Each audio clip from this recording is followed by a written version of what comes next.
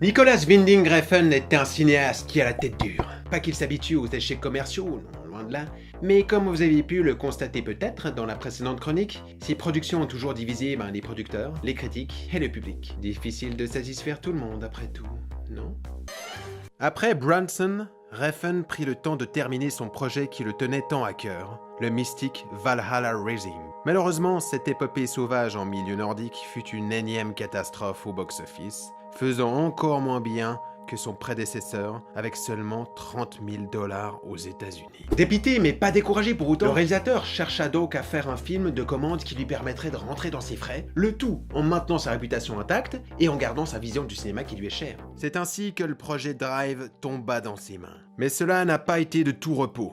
Tout d'abord, cela devait être Neil Marshall, réalisateur talentueux de l'excellence The Descent, qui devait réaliser le film.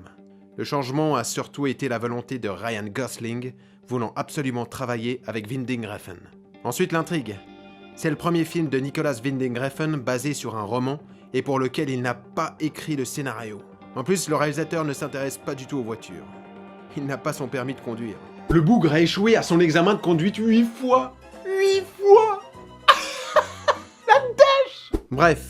Malgré sa bande-annonce qui laissait présager un énième film d'action avec des courses-poursuites à la Fast and Furious, le résultat final est un thriller sombre, au style visuel et à l'ambiance hypnotisante. En effet, Drive n'est pas le film de commande ordinaire. Avec son casting réussi, son scénario s'inspirant librement du roman de James Sallis, sa représentation de la violence très esthétique, et enfin, sa bande sonore venant appuyer cette histoire de vengeance, tous ces aspects sont dirigés avec une main de maître par le réalisateur danois. Tout en rendant hommage au film noir de vengeance d'antan, le film prouve que Refn est capable de moderniser avec sa vision un sous-genre qui faisait du surplace depuis des décennies maintenant. Le film raconte l'histoire d'un conducteur, originaire de Los Angeles, travaillant à temps partiel comme mécanicien dans un garage automobile, cascadeur hollywoodien et pilote automobile pour le compte de la mafia pendant la nuit. Quand une tentative de braquage de banque va mal se passer, le personnage de Ryan Gosling va chercher justice contre ses truands vicieux. Nicolas Winding Refn n'est certainement pas le cinéaste le plus fort quand il s'agit de raconter une histoire. Par contre, il sait revisiter un genre à sa manière, mélangeant des éléments de romance, d'action, de drame et de poésie. Il n'hésite pas à s'inspirer des réalisateurs qu'il apprécie.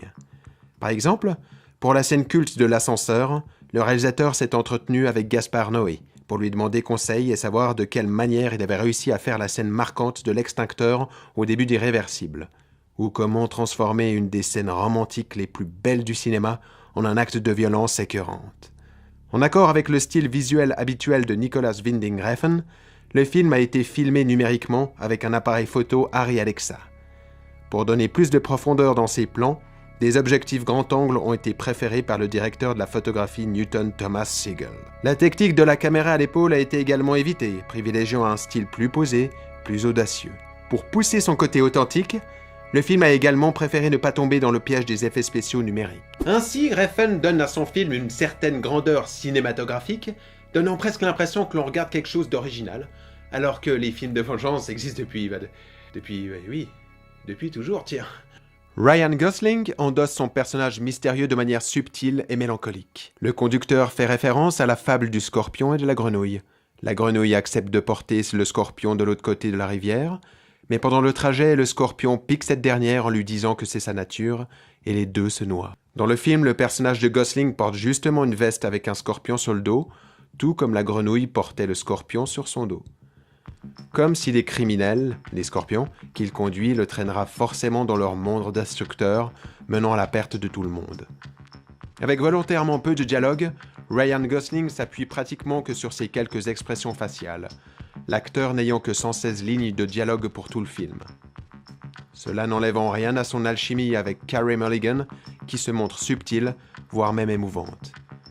Albert Brooks et Ron Perlman sont tous les deux exploités comme un duo de gangsters avides, aux tendances violentes, mais en sortant quelques répliques bien drôles.